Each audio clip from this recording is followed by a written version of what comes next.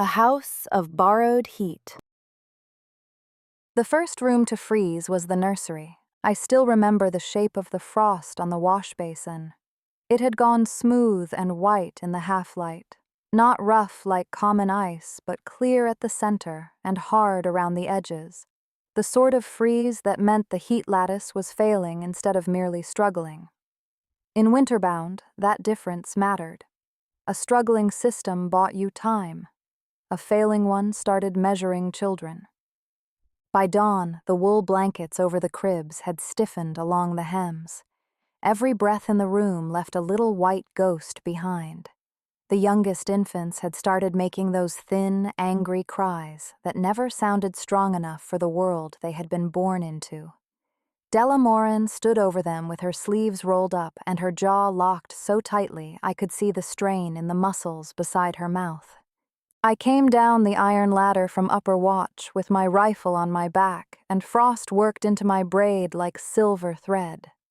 I had spent the night staring out over ridges of white ruin while the wind tried to sand the skin off my face, so I knew bad news by the shape of a hallway before anyone spoke. Outside the nursery, nobody was yelling. That was how panic arrived in Rime Hollow. Not screaming, not running. Silence, hard faces, quiet arithmetic. How many children in this room? How many elders in the West Tunnel? How many blankets? How many hours until fingers turned black? Della met me at the threshold before I could ask. The Western line weakened first, she said. Now the nursery is dropping faster than the cook hall.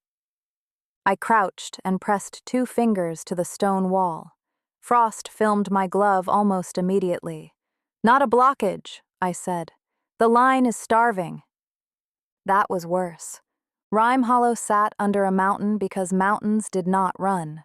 After the moon shattering, that counted as strategy.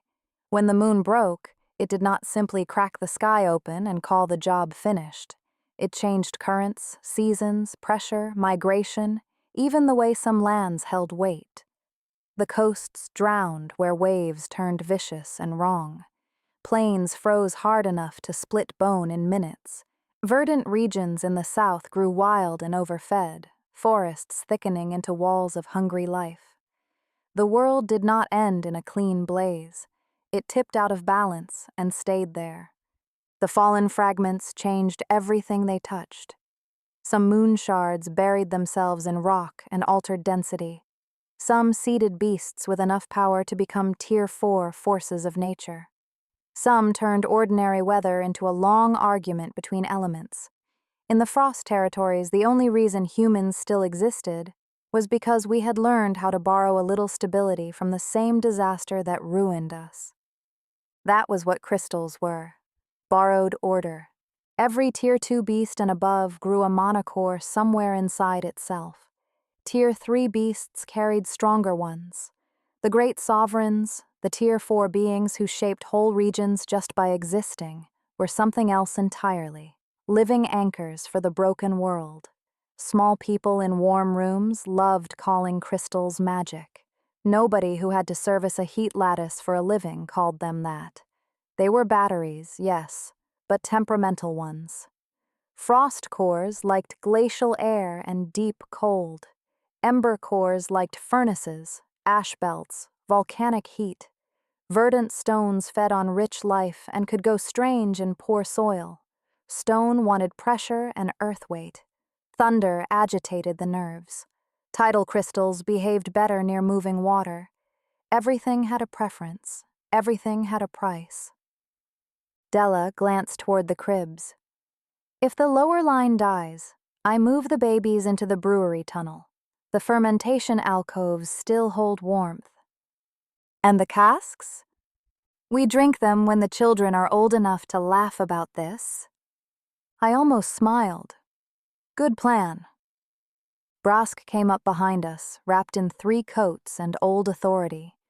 He had been built like a quarryman once. Age had carved him down, but not softened him. "We checked the inner manifolds," he said. "Nothing cracked inside the settlement. The loss is farther out." The relay house, I said. He nodded. A line of old surface relay houses fed the mountain settlements before the trade roads went half dead. Most of them had been patched and repatched so many times they were really just old bones wearing newer metal. Our nearest house stood on a ridge above a buried ravine 6 miles out if the map was honest, which meant farther in real weather. If that relay pair had fractured, the line would bleed until the nursery, the wash tunnels, and half the east housing ring went cold. Brask did not waste words. Can it be fixed? That question was really meant for Orrin Hale, not me. He arrived from the lower workshop with a crystal meter hanging from one glove and 2 reserve frost cores wrapped in lambskin under his arm.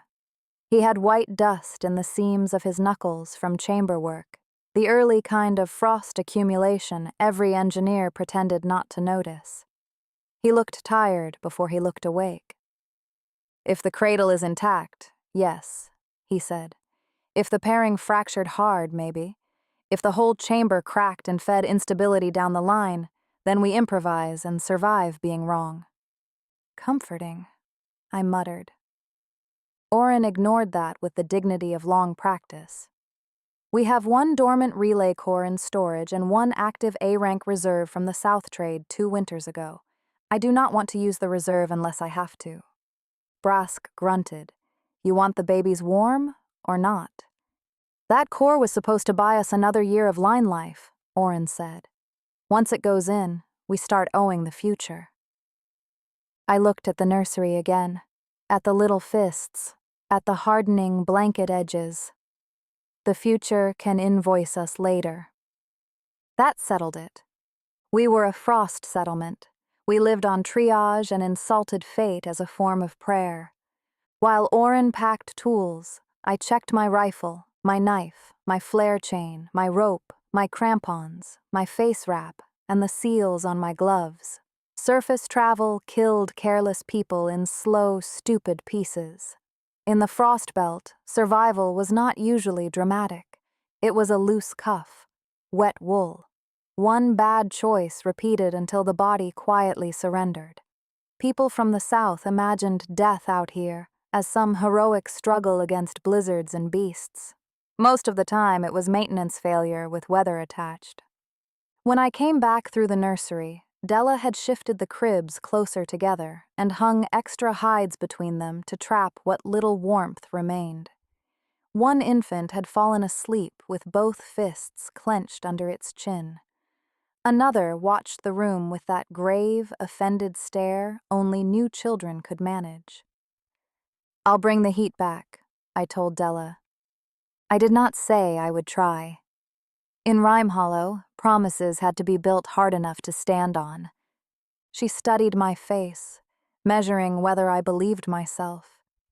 Then she said, "Bring yourself back too." That part was always harder. We left through the upper gate just after dawn with the sled behind us and the mountain swallowing the last of the nursery's crying. Once the inner door sealed, the outside cold hit like a verdict. Behind me, buried under stone and stubbornness, several hundred people waited to learn whether one old relay house would decide the value of their winter. I set my pole into the drift and took the first step. Rime Hollow vanished fast once the ridge took it. From the outside, our settlement was only a dark seam under an overhang of rock hidden behind snow crust. Prayer lines faded almost to thread, and enough careful camouflage to convince the hungrier things that nothing human lived there. Once distance swallowed the entrance, there was no sign that families, workshops, infirmaries, nursery rings, food stores, and half our remaining future were tucked inside that mountain. I walked point with the sounding pole. Orrin followed with the sled, his face wrapped to the eyes and the reserve chamber tied down in furs. The sky sat low and metallic, the particular ugly gray that meant a storm was not deciding whether to come, only when to become rude about it. We did not speak for the first mile. On the surface, talk stole moisture, warmth, and attention. I kept count in my head the way all frost hunters do. steps, breath rhythm, wind angle, areas where the crust rang hollow under the pole, buried stone ribs where I could shelter if the sky finally lost patience. By the time we stopped in the lee of an old outcropping for our first swallow of hot salt tea, my eyelashes had started catching ice at the tips. Oren checked the line meter and frowned. The needle trembled, drifted, then twitched again. "Still bleeding," he said. "How far?" "If the old maps are honest, 4 more miles." Then 6. That earned the ghost of a laugh. Old maps had become suggestion art after the moon shattering. Roads shifted under ice shelves. Ravines widened. Weight fields changed where shard veins settled too deep. Whole migration paths bent around the domains of creatures too large or too dense for sane people to challenge. We still used the maps because a wrong map was better than none, but every frost-born child learned the same rule before they learned letters. The world you remembered was not the world you stepped into. We moved again. Near midday, we crossed the bones of an old road, marker posts bent almost flat under rime. Before the trade collapse, it had linked 3 mountain settlements, a mining trench farther east, and 2 relay stations kept alive by the economic faction. They built the best machines left to humanity, and the worst disasters too, depending on who got too ambitious with which crystal. These days, the road saw only hunters, salvage teams, and the occasional faction emissary desperate enough to pretend ideology still mattered when their nose was freezing. The world had room for 3 great human answers after it broke, and none of them satisfied me. The holy faction still worshipped the moon goddess and spoke about restoration like faith could knit celestial ruin back together. They prized relics and saw meaning in every catastrophe. The sovereign faction said the great Tier 4 beings were the rightful powers of the current age, and that humanity's smartest move was reverence, adaptation, and getting out of the way. The economic faction trusted neither prayer nor awe. They believed systems could be measured, density could be mapped, and the moon's damage could be understood well enough to survive. All 3 had saved lives. All 3 had spent them stupidly, too. Rhyme Hollow had no appetite for doctrine beyond whether it kept pipes warm and children breathing. Oren glanced over the flats while we walked. "You know what they say in the southern enclaves about places like this?" "That we are idiots," I said. "Also that the north is not really land anymore. Just a wound around a shard." "Sometimes they are right." He gave me a sideways look. That is not the level of optimism I wanted from my escort. I am very optimistic. I optimistically believe we are only mostly underprepared. He actually laughed at that, though it turned into a cough halfway through. By the time the relay house showed itself through the haze, the wind had sharpened enough to shave thought down to essentials.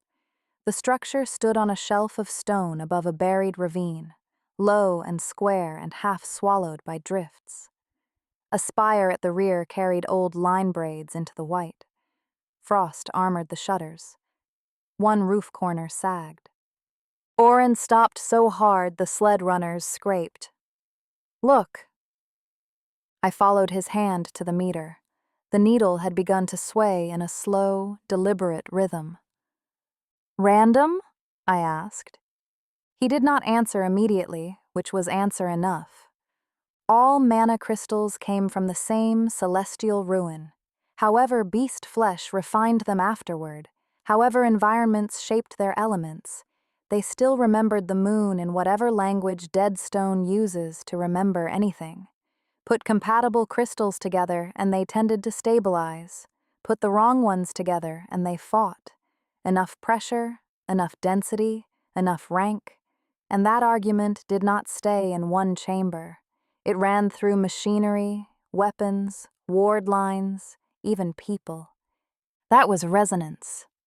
A small resonance could warm a room, A bad resonance could poison a district.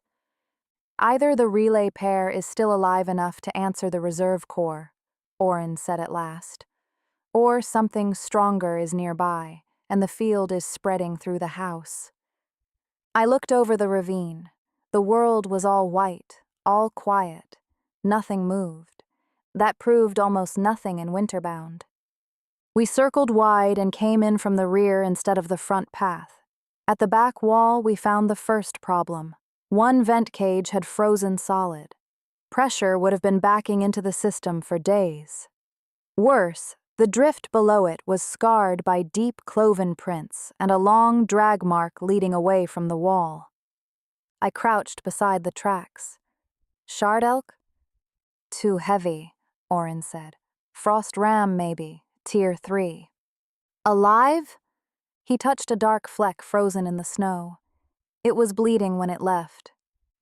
A wounded tier 3 in a resonance field. Exactly the sort of sentence that turned into funerals. I pried open the maintenance hatch with my knife and shoulder until the ice seal cracked. Air spilled out carrying machine oil, old cold, and the mineral scent of stressed crystal. Dead machinery smelled different. Flat. Finished. This place smelled hungry. Inside, the relay house held 2 rooms and a ladder loft.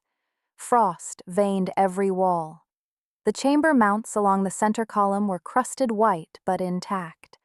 One frost core sat in the left cradle, nearly transparent with dormancy. The right cradle was empty, except for glittering fragments under the console. Oren swore into his scarf. "Fractured?" I asked. He nodded and knelt beside the casing. One side of the pair overloaded. The other went dormant instead of following it. That part is almost merciful. He opened the panel with the care priests use on relics. Beneath it ran copper braids, pressure channels, etched plates, and an older resonance cage nested below newer hardware. Concordant work, or built from concordant plans. That was the real treasure of the Dead Age. Not giant weapons, not impossible magic, methods, practical things. Machines designed by people who understood that every useless flourish was one more way to lose a life later. "There," Oren said. One alignment prong had split almost invisibly down its length. Could the beast do that? Not directly. More likely the vent froze. Heat built, pairing drifted out of tune, and the crystal cracked under strain. Then whatever is resonating outside started answering the break.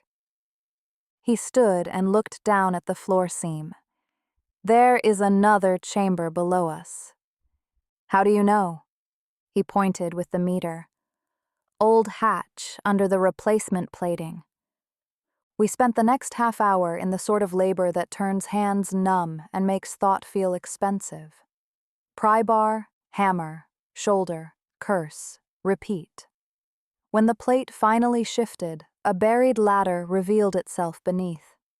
The lower vault smelled like dry stone and sealed history.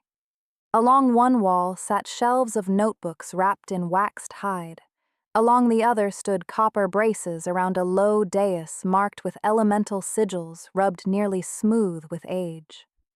Oren descended the rest of the way like a starving man finding bread. "Concordant era," he breathed. I picked up the nearest notebook and opened to the first legible page. The hand was small, neat, and painfully calm. Crystals are to be persuaded into harmony, not forced into obedience. Below that ran diagrams of paired frost cores, environmental recharge intervals, pressure bleed tolerances, and a margin warning that said dormancy was safer than fracture. I snorted. So the dead engineer upstairs ignored advice from someone with better sense. "Probably from someone with warmer fingers," Oren said, already studying the braces. "Still, this changes things." "How?" "If the upper cradle is too unstable, We can use this chamber to stabilize the reserve core against the dormant one and feed the main line slowly. It is older, but better built. And it will take longer. Yes. We need longer if we want the nursery alive tomorrow. He did not answer. He did not need to. Then something outside gave a long, broken bellow that rolled through the stone like a horn being torn apart.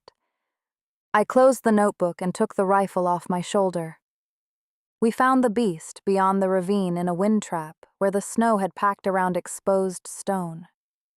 It was a frost ram, but larger than any I had seen up close, shoulders plated in mineralized ice, and horns striated pale blue where the core radiation had hardened growth over the years. A clean animal once, if anything in Winterbound can be called clean. Now its hind leg was wedged between broken slabs where the crust had collapsed under its weight. Blood had frozen dark along its flank.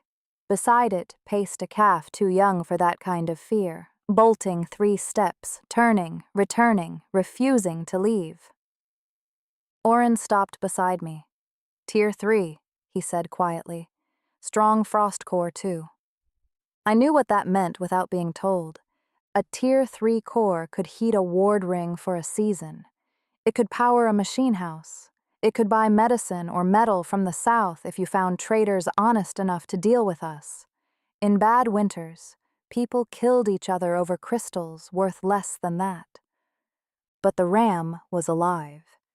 There were ethics around cores, and then there was ecology, which mattered more because the world punished people who confused hunger with wisdom. Tier 2 and Tier 3 creatures were not random monsters dropped across the ice to make hunters feel brave. They were part of the broken balance. They hunted, bred, migrated, thinned prey, pressured weaker lines, and soaked up shard density that might otherwise build somewhere uglier. Cull too many and other populations buckled. Leave too many wounded near active shard fields, and they changed into things that should never have existed. Good hunters knew where the line sat. Bad hunters made next winter meaner for everyone. The calf bleated once, small and frantic. The ram tried to rear and nearly tore its own leg worse. Oren started forward. I caught his sleeve. Do not be stupid just because you found a notebook. He looked at the pinned leg, then at the ravine, then back at me. The resonance is probably coming from whatever trapped it. If shard glass is buried under that slab, the strain could be feeding back into the relay field. So we fixed the beast and the machine in one generous act of community service. He gave me a dry look. I know how ridiculous that sounds. This is Winterbound. Ridiculous is often structural. The calf stamped and showed its little teeth at me as if that would matter. I moved left to keep the ram's attention while Oren eased around the trapped side with his hands open. The ram swung its head toward him anyway, nostrils venting frost like smoke. I slid the rifle off my shoulder. If it charges, I said, I drop it. If it charges, Oren said, kneeling carefully, it deserves the courtesy. The crystal meter shook in time with the animal's breathing. He brushed snow away from the pinned leg until the stone underneath showed pale blue threads running through it. Shard glass, I said. He nodded once. Moon fragment vein, or part of one. The ram stepped into it. The shard answered its core. Stress traveled through the line. If the relay cradle kept responding after the first fracture, it could have amplified the pressure until the pair broke. I looked from the glittering vein to the beast's eye. There was intelligence there, though not the human kind. Pain, rage, survival, more than enough. Can you move the rock without cooking us? Probably. That is not confidence. Confidence is for priests. He fitted a copper loop around the exposed shard vein and attached one of the reserve D-rank frost stones in a portable brace from the sled. The meter jumped so sharply, I tightened my grip on the rifle. Too much? Almost. He adjusted the copper, slowed his breathing, and changed the angle by a fraction. The needle steadied into a violent tremble instead of a full spike.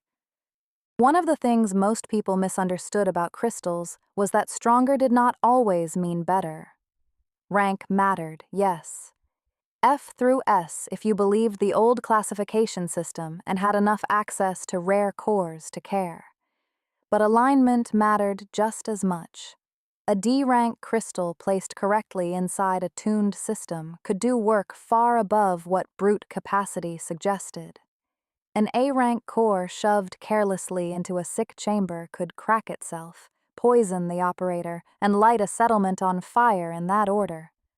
That was the real inheritance of the Concordant age, not power, restraint, process. Understanding that the broken world could sometimes be persuaded where it could not be bullied. Oren braced the pry bar under the fracture line and glanced up at me. When I say pull, keep the head off me. That part, I understood without diagrams. I moved closer until I could smell blood under the frost. The ram jerked once, horn slamming hard enough into my forearm to numb it through the padding. I kept my boots planted and my shoulder low. Now, Oren said. We pulled. For 1 second, nothing happened. Then the slab shifted, then cracked, then rolled just enough for the trapped leg to wrench free. The ram screamed. I threw myself backward as it lurched up. Snow hit my face. The calf bolted to its mother's flank. The beast could have broken Oren in half with one kick. Instead, it staggered, planted, and stood over the calf on a shaking leg while frost roared from its nostrils. Oren killed the brace before the D-rank crystal overloaded. The little core flashed white in his hand and went clear as glass. Dormant, not broken, just spent. The ram looked at us for a long moment. Its eyes were pale and furious and far too aware.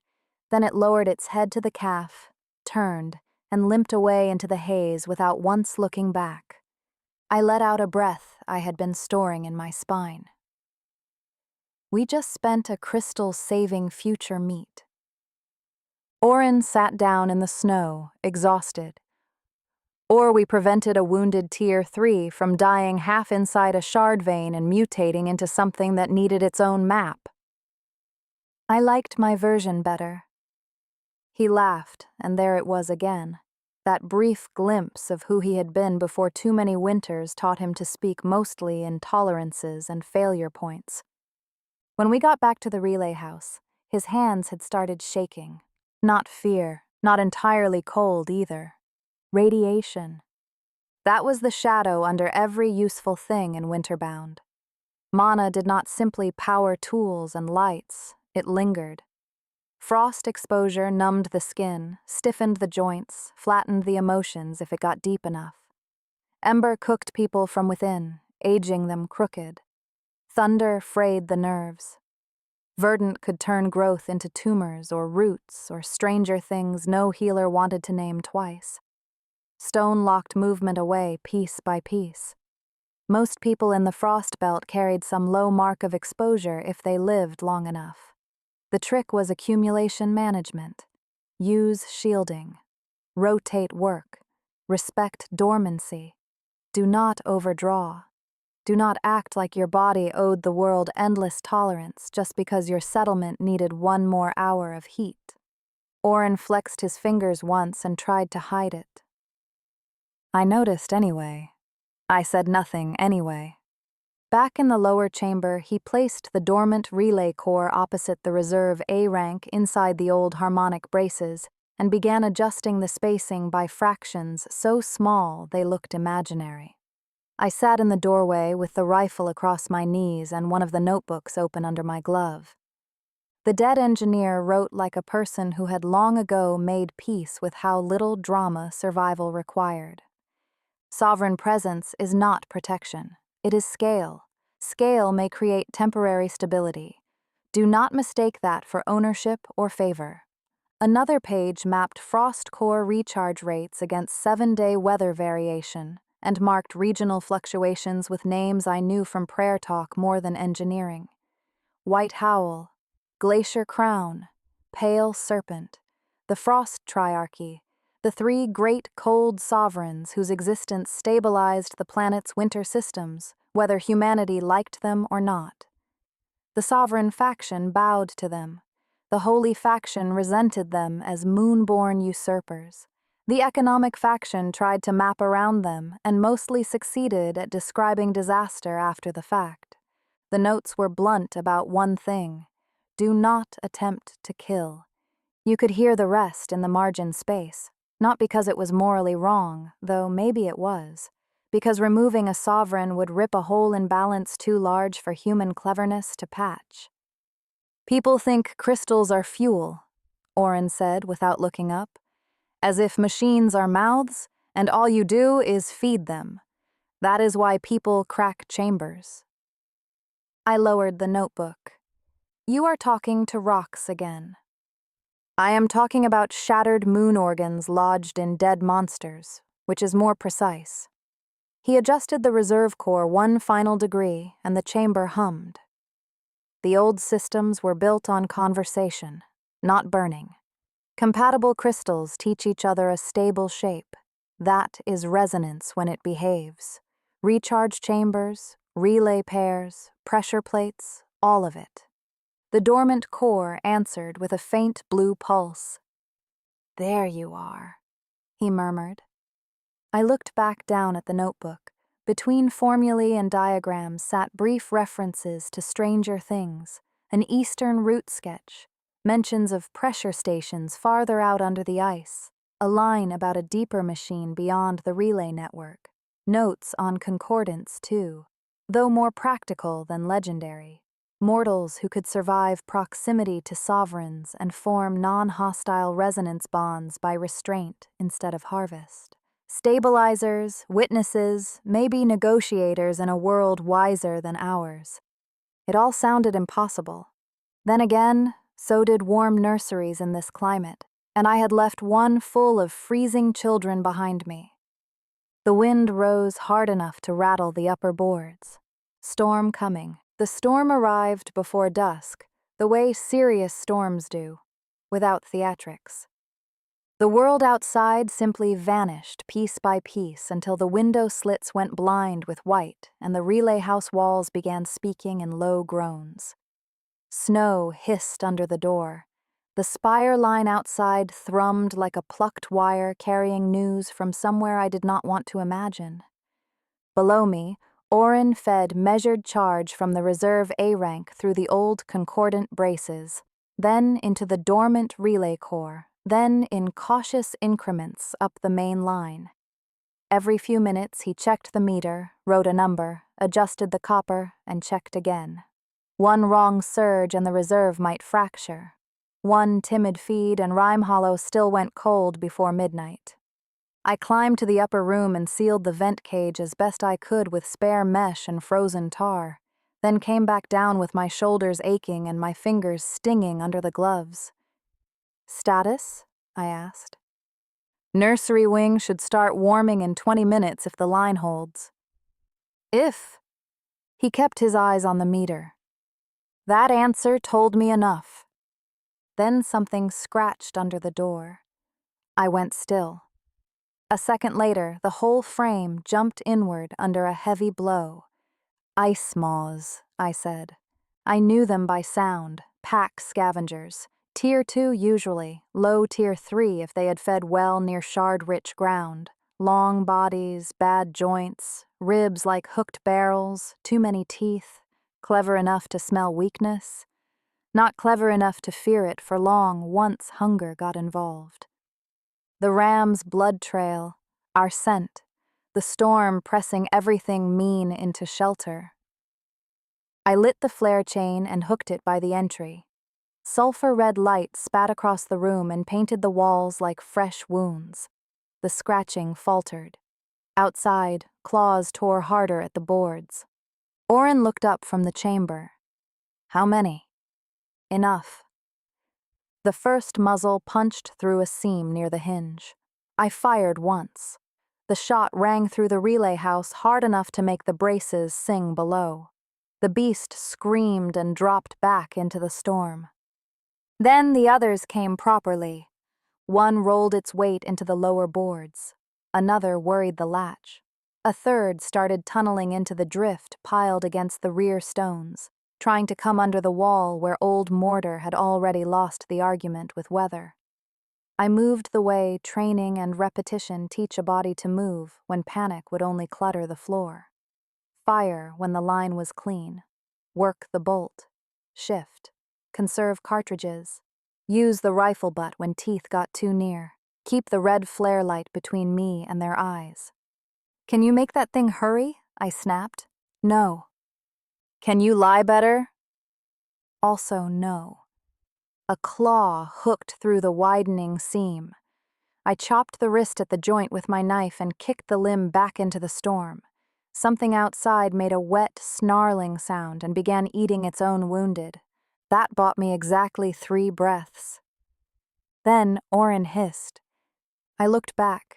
Blood was running from his nose onto the control plate. Radiation? I asked. Maybe. Maybe overfocus. His voice had gone thin and far away. The line is pushing back. Something on the far end is answering. The meter needle was swinging in slow, deliberate arcs. Not random, not machine error. Answering. I do not have good language for what changed in the room after that. The air did not become colder, it became larger. The house seemed to shrink around some greater silence pressing against the storm from far beyond the visible world. Every loose thought in my head drew itself small. I looked through the iced window slit and saw it. Not a full body, not anything as simple as a shape. Distance itself had begun behaving as though antlers had passed through it. Pale geometry cut the storm in impossible lines, far away and somehow also just beyond the wall. It was like seeing scale before seeing form. Glacier crown. I knew it the way prey knows shadow, the way a small machine knows when a larger system has laid a hand on the wire. The old stories reduced sovereigns into symbols because symbols are easier to survive than truth. White howl as wolf, glacier crown as stag, pale serpent under the ice. Those forms were real enough, perhaps, but they were not the point. The point was that Tier 4 beings did not fit cleanly into anything human. They were not protectors, not villains, not gods in the useful sense. They existed at a scale where balance bent around them. Their presence recharged regions, redirected prey, altered migration, pressured weather, reshaped density. Remove one and something much larger than any single settlement would begin to collapse. Oren had gone motionless over the chamber. Frost traced his lashes white. The bleeding from his nose stopped as suddenly as if the air itself had forbidden it. "Do not draw," he whispered. "Do not force the line." I kept the rifle up and said nothing. The stories said some rare mortals could survive nearness to sovereigns without breaking. Concordants, stabilizers, people who could witness without harvesting, adapt without worshipping, remain themselves inside enough mana pressure to hollow other men out. I had always filed that under useful lies, the kind cultures make when the truth is too big to put in a child's mouth. In that house, with ice maws at the door and a sovereign touching the edge of the weather, I was less certain. The pressure outside did not feel hostile. Measured, maybe. Studying. Oren's hand hovered above the braid. It is aligning the field. You say that like it is helping. I think it is. A beast hit the door again hard enough to crack the upper seam and remind us both that philosophy never stopped teeth. I fired through the split, worked the bolt, and shouted into the storm, "If whatever is out there intends to be merciful, now would be the time." At that exact moment, the relay chamber rang clear as struck crystal. The meter needle steadied. Oren moved with sudden, vicious precision, not fighting the line now, following it. He fed charge in measured increments, and the dormant core brightened from clear glass to pale blue. The reserve A rank answered without strain. Through the floor stones, I felt the relay wake and travel outward into the mountain network, carrying heat, light, pump power, one more night's survival. Rhyme Hollow would be warming. Outside, the scratching stopped, not all at once. One ice maw whined, another backed away. Then the entire pack retreated with the strange obedience animals show when something far above them on the ladder of existence merely breathes in their direction. I lowered the rifle a fraction. The pressure beyond the walls receded slowly, like deep water pulling back off stone. When I looked again through the slit, there was nothing but storm. Oren sat down hard on the floor. For several seconds, neither of us said anything. The relay hummed below. Red flare light guttered by the door. My ears rang from the rifle shots and from everything larger than rifle shots that had happened around them. Then I said, "Tell me that was not what I think it was." He laughed once, shaky and exhausted. I would rather not lie while the weather might still be listening. I leaned against the wall and let the rifle rest across my thighs. "So the stories are true." "Some of them," he said. "That is always the problem. Old stories are usually reality after memory survives badly." He wiped the blood from his lip and looked at the notebook still lying open beside the chamber. I picked it up again. One page listed the Frost Triarchy not as objects of reverence, but as pressures to be mapped. White Howl alters praline behavior across open tundra. Glacier Crown stabilizes temperature variance and Frost Core recharge in active domain overlap. Pale Serpent affects current roots, shelf fractures, and under-ice pressure. No worship language, no pleading. Just practical observation, as if the author had stood near enough to terror that the only dignified response left was note-taking. There was another line farther down about the stone sovereign to the south, a sleeping worldback called Aurelin, whose shell carried forests and old memory. Another about moon restoration being theoretically possible only through convergence among multiple sovereigns, at terrible risk and with no guarantee of human benefit. The writer sounded almost annoyed by the idea, which made me trust them more. Knowledge lay around us in waxed hide notebooks and measured copper braces. Human civilization, stripped of its vanity, had apparently been this simple all along. Learn the pattern, respect the system. Do not mistake survival for control. I looked at the door where the ice maws had been only minutes before. Borrowed heat, I thought. Borrowed order. Never owned. Never mastered. Just held carefully enough that tomorrow might still exist.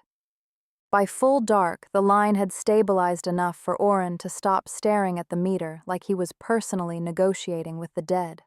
We barricaded the door, rationed the remaining hot broth, and took turns resting in increments too short to feel honest.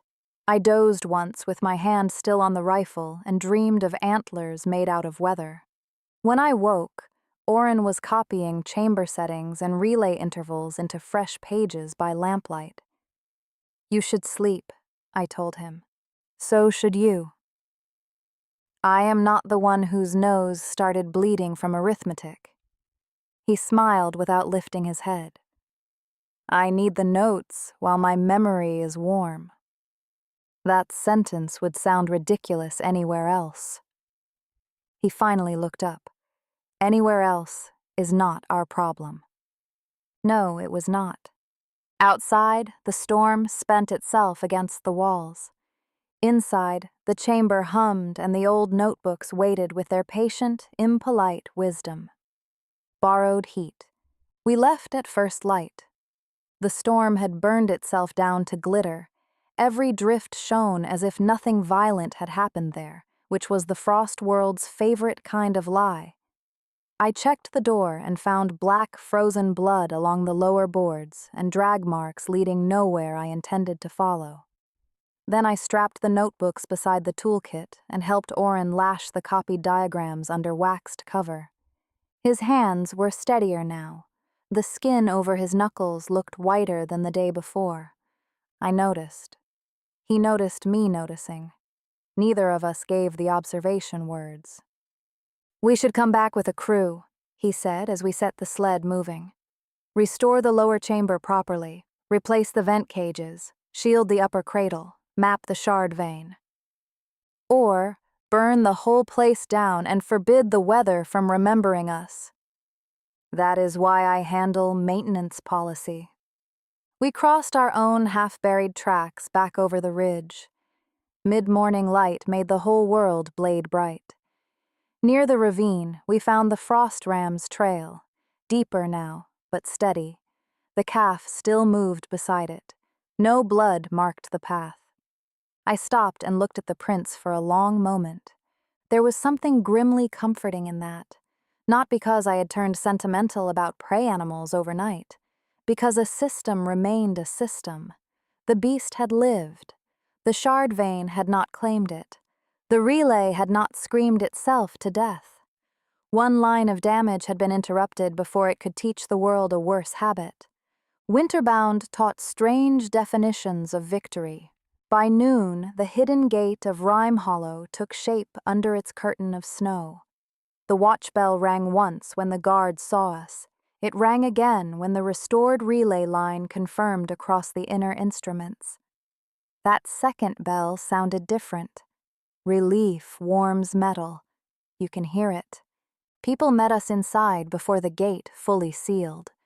Brask first, moving faster than a man his age should. Della next, eyes bright with that particular anger fear leaves behind once it realizes it has lost the argument. Half the tunnel crowded behind them, everyone trying not to look too desperate. "Well?" Brask demanded. Oren handed him the copied sheets before he answered. "Relay restored. Upper cradle unstable. Lower concordant chamber intact. We need a proper team and shielding for a full rebuild." Brask's face changed as he scanned the notes. "Concordant chamber?" "And notebooks," I said, untying the wrapped bundle. "Real ones." He touched the waxed cover with a care I had never seen him show a living person. In the frost belt, knowledge was as practical as fuel and usually rarer. Della ignored all of that. She grabbed my wrist. "The nursery warmed an hour after you left the storm line," she said. "The basin thawed. The youngest stopped crying." That settled something inside my ribs more effectively than sleep ever could. Later, after reports, tools, and the sort of hot broth that makes a person briefly believe civilization deserves to continue, I went down to the nursery alone. The room was warm again. Not comfortable, not soft, not anything Southern people would have recognized as abundance, but warm enough. In Winterbound, warm enough and sacred often meant the same thing. The wash basin had thawed. Della had hung herbs over it to sweeten the air. One infant slept with both fists open now. Another snored through a runny nose. The blankets moved gently with breathing instead of stiffening where the cold climbed. I sat on an empty crate and let the heat reach me in pieces. This was the part people elsewhere never understood. Survival in the frost world was not built out of triumphs. It was built out of continuations. A room that held heat through the night. A hunter who came back. A machine that did not crack. A child who kept sleeping. Borrowed things kept in working order. The world outside remained monstrous. The moon was still broken. The frost triarchy still moved where it pleased according to laws no human had written. The factions still argued over divinity, sovereignty, and whether knowledge without restraint was courage or vanity. Somewhere out there, if the old notes were to be believed, the deeper machinery of the concordance still waited under ice and time, along with routes toward stranger places and larger choices. Maybe those things would matter to me one day. On that day, the nursery was warm. That was enough to deserve reverence. Oren found me there a while later, carrying one of the restored notebooks under his arm. "Brask wants a work crew ready in 3 days," he said quietly. "Engineers, guards, shielding mesh, replacement prongs." And? He opened the notebook to a marked page and handed it over. It showed a survey route farther east, beyond the dead road, toward a cluster of symbols Brask would later identify as pressure stations. At the bottom, in the same small, steady hand as the relay instructions, someone had added a single note. "Where frost grows harsher without pattern, look for the deeper machine. Relay houses were only ever the fingers." I read it twice. "The deeper machine," I said. Oren nodded. Possibly another chamber. Possibly one of the outer workshops tied to the old forge routes. Possibly nothing. In Winterbound, possibly nothing usually has teeth. That too. I gave the notebook back and looked around the nursery one more time. At the children, at the thawed basin, at the walls humming quietly with power borrowed from dead beasts, old engineering, and one night of impossible nearness. The concordants, if they had truly existed as more than a useful category in old notebooks, seemed to have understood something most people still resisted. Stabilize rather than dominate. Observe before extracting. Do not turn every miracle into a butcher's table simply because you are cold and afraid. The world was broken enough already. Greed only taught it uglier shapes. Maybe that was why their notes lasted. Maybe that was why Glacier Crown had aligned the line instead of letting it scream itself apart. Not mercy exactly, more like the correction of a system offended by waste. I stood. "When we go east," I said, "we bring more flares." Oren smiled faintly. "Only flares?" "More tea, too. I am not becoming a legend on an empty stomach." He laughed, and the sound sat warmly in the room. 3 days. That was what the future had narrowed itself into. 3 days for the nursery to stay warm. 3 days for the work crew to prepare. 3 days before the mountain opened its mouth and let us walk back into the white for answers buried deeper than a relay house. For the first time in a long while, that did not feel like a cliff edge. It felt like a door in a buried house, thawing one hinge at a time.